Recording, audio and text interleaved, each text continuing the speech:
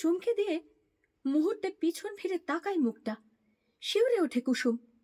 ভয়ানক আতঙ্কে পিছোতে গিয়ে সিঁড়ির ধাপে ধাক্কা খেয়ে পড়ে যায়। হৃৎপিণ্ড খামচে ধরে ভয়। এ কার মুখ? রানীমার অমন সুন্দর দেহে এ কার মুখ বসানো? ভয়ঙ্কর, বিভৎস।